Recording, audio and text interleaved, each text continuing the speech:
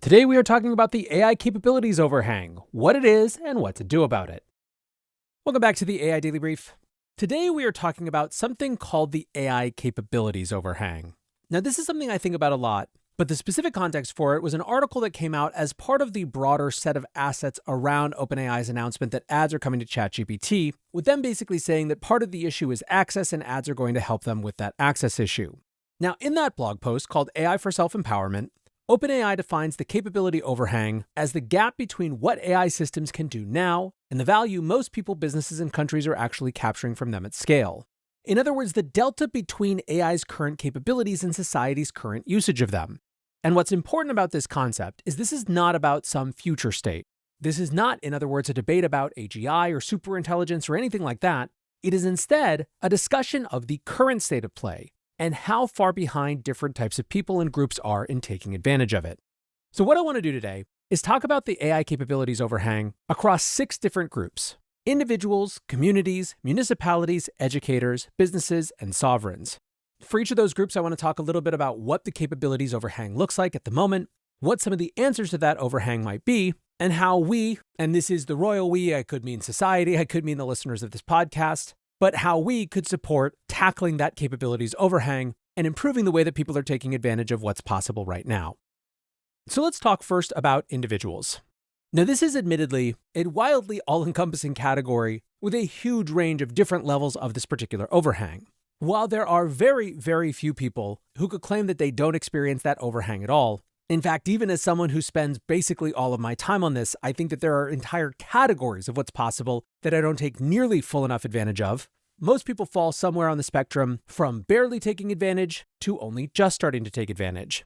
In fact, I think part of the reason that you're seeing so much excitement around Claude Code and see it moving into the mainstream in the Wall Street Journal and things like that is that for people who are picking it up, it is radically and directly undercutting that capabilities overhang by massively accelerating what people can do. But the implications of the capabilities overhang is dramatic. Skills that took years to develop can now be augmented or replicated in hours. Now, this sort of commoditization of knowledge work creates displacement risk, of course, but it also creates incredible opportunity in terms of the massive leverage that it can give people.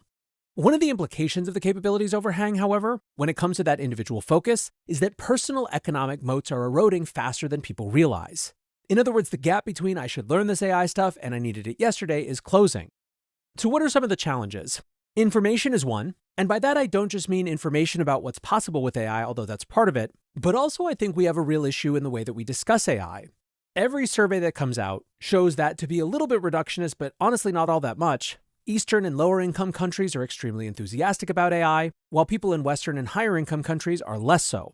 There are all sorts of reasons for this, but what it means is that in addition to just a general information gap, you also have a massive enthusiasm gap, which means that people who don't like AI or wish it didn't exist are getting farther and farther behind, kind of hoping that it just goes away. Go on any social media platform and you will be able to find myriad posts about people enthusiastically, quote unquote, waiting for the end of the bubble so things can go back to normal. Despite the incontrovertible fact known by everyone who is listening to this particular show that there is no such thing as going back. So improving information availability about what you can do with AI, but also about, to some extent, the inescapability of some changes because of it, is a key part of overcoming this overhang. Another part is, of course, access. People who can pay more right now have better access to AI.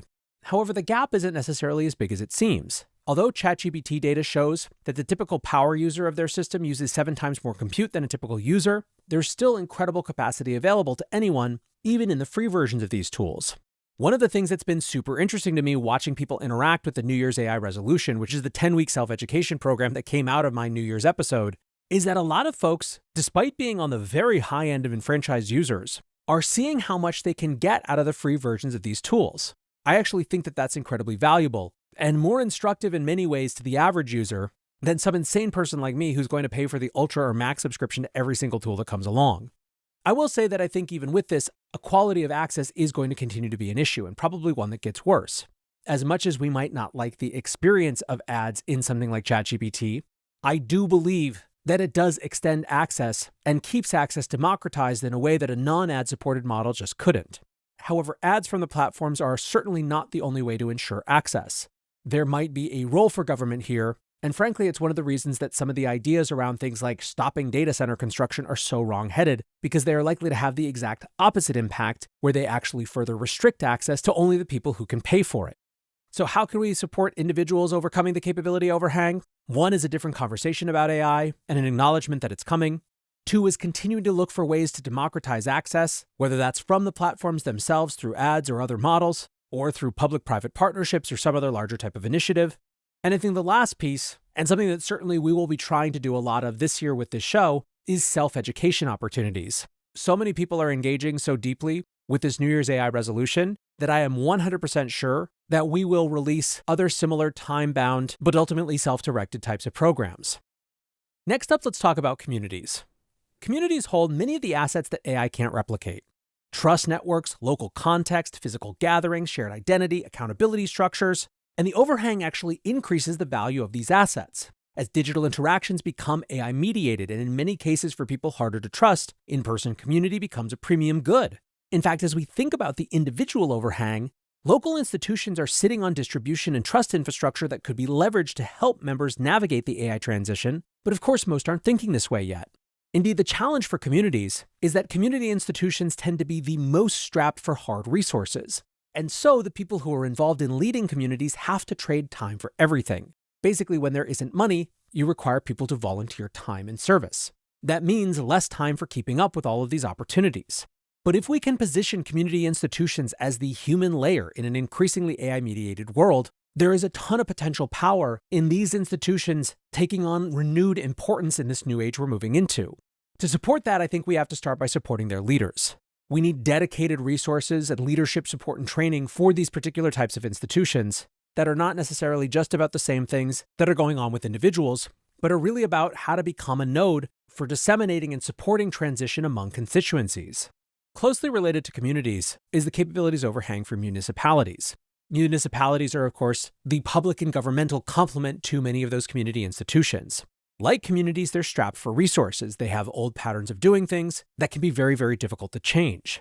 Are these groups potentially some of the biggest beneficiaries of the efficiency gains that come with AI? One study found that 30 to 50% of municipal staff time is spent on tasks that are already automatable or dramatically acceleratable right now.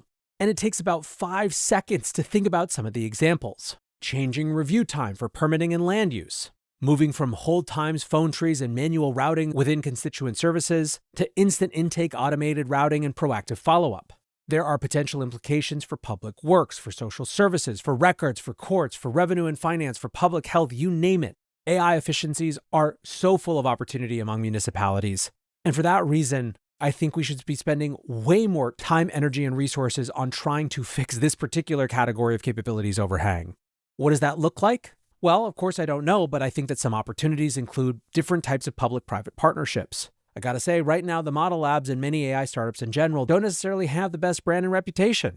The AI industry as a whole is suffering from a broader sense among many people, especially in the West, that tech no longer exists to serve people to the extent it ever did, but instead serves only to enrich the people who create that technology.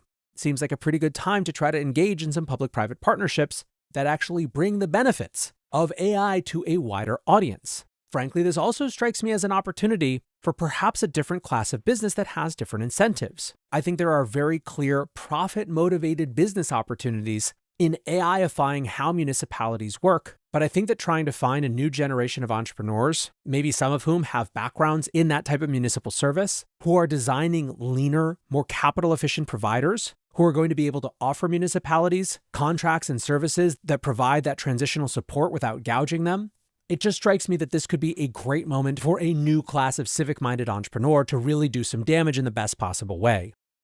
When it comes to educators and education, goodness gracious, where to even begin? This is something we've talked about a lot on this show, although not for a little while, believe it or not. But by and large, education is stuck being concerned that students can now cheat on the test, when the real problem is that in the future that we're moving into, the test doesn't matter. We need nothing short of a radical reevaluation of everything that we teach.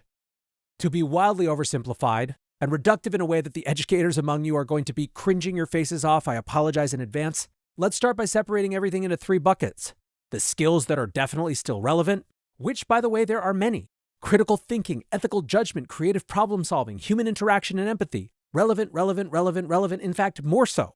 Also, interestingly enough, a set of skills which we've often pejoratively called soft skills that we haven't had nearly enough emphasis on in our education system for a very long time. So we've got that one bucket of definitely still relevant. Then we have the things that are definitely changing in relevance. Subjects that are absolutely and undeniably being transformed by AI tools. Writing and composition, research and information synthesis, programming. We don't have to fully throw out the baby with the bathwater to recognize that we're talking about a lot more than going from adding with an abacus to adding with a calculator when it comes to how dramatically this set of skills is changing in terms of how humans are going to interact with them. And then, of course, there's perhaps the biggest category, which we will generously call who the hell knows. There is going to be so much in this category where we simply do not know how AI is going to impact it. And having the humility to understand that some stuff that we're going to teach could be irrelevant, but we just don't know and we have to hedge a little bit, is, I think, a reasonable way to proceed. Then, of course, there is a fourth bucket, new things that have become relevant. Some of that's just AI-specific skills, but a lot of that's going to be in and around management and organization, and basically the things that help people take advantage of the fact that each of them will in the future have access to talent that every corporation in the world would kill for today. And then from there, we redesign the curriculum around a balance of these things. We run big experiments. We get okay with failure. This area of disruption and change is going to be some of the easiest to talk about and the hardest to actually do in practice. And the best way I think we can support is to create space for real change, not incrementalism, but true actual disruption. The second to last category we'll talk about today is the capabilities overhang for businesses. And once again, just as the individuals are incredibly diverse, so too is the capability overhang for companies. As we saw with our AI ROI survey, there is a spectrum of capabilities overhang for companies at every different level. And while it may be the case that certain sizes of companies have different types of advantages over one another, I don't believe that en masse, there is one category or type or size of business that is experiencing dramatically less overhang than some other. Companies are pretty much all dealing with going from no AI to figuring out how to use AI for efficiency, or they are dealing with the challenge of moving from efficiency to actually leveraging AI for new opportunity. In years of doing this and seeing thousands and thousands of executive interviews, I will say confidently that I have never seen a single company of any size, including my own startup, and incentivized enough to get this right, that doesn't experience the AI capabilities overhang in some way. We just had a super intelligent offsite where all of us sat down and basically tried to tear through everything we do and ask how we could AIify it even more. And the amount that we are not doing is immense. The big problems of the capabilities overhang with businesses involve really common patterns. The thing we hear about most at Superintelligent is creating time to redesign. We have these whole new set of skills that people are expected to learn, but they're expected to learn them while also doing their normal jobs. Classic and quintessential conundrum of the moment is that we don't have time to learn the thing that could save us so much time.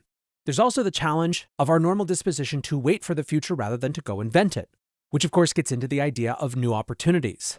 We don't know what it's going to look like when every single member of every single company can use software to deliver on their KPIs and invent new ones, but we're going to start to find out. Certainly something that we could help with is that especially the farther away from the AI efficiency era we get, the worse and worse the resources to support people's education we find. There are still plenty of prompt engineering courses out there, but actual really strong resources on how to use coding tools for non-coders, how to build and manage agents, how to think about automations more systematically. These are much fewer and farther between. Now, hopefully the market incentive for this changes that in short order, because goodness gracious, is there a lot of market opportunity there. But anything we can do to provide more resources for education or self-education, the better. The last group we'll talk about are the sovereigns. And honestly, this is the group that might be the most aware of their capabilities overhang of anyone. The overhang in this case is a national security issue. The delta between what's possible and what's deployed represents strategic vulnerability. It also represents a challenge in terms of who gets to define the future. And not only is there this strategic vulnerability, but sovereigns are also dealing with the fact of what it means to have everyone's understanding of the world mediated by LLMs that are reliant on a specific set of sources, which may not take into account the full complexity and cultural legacy of your particular nation. So there's so much in the AI capabilities overhang for sovereigns. Certainly in the medium term, first mover advantages in AI capability could create some seriously durable geopolitical asymmetries. Now, like I said, this is the group that I think is most cognizant of this challenge. And it's why you see so many nations treating AI infrastructure in the form of compute, talent, and data as critical national assets. It's why you're seeing massive geopolitical realignment around this stuff. And it's going to be fascinating to see how this continues to interact with the geopolitical conversation in the years to come. Anyways, friends, that is our quick tour of the AI capabilities overhang, the gap between what AI can do right now and how society in all of its various manifestations is actually taking advantage of it. I think we all, in many ways, have incentives to try to close the capabilities overhang among every type of group, not only that we're participating in, but those around us. Hopefully, identifying it as a challenge is a good starting point, and that's what I've tried to do here and will continue to do on this show. For now, though, that's going to do it for today's AI Daily Brief. Appreciate you listening or watching, as always, and until next time, peace.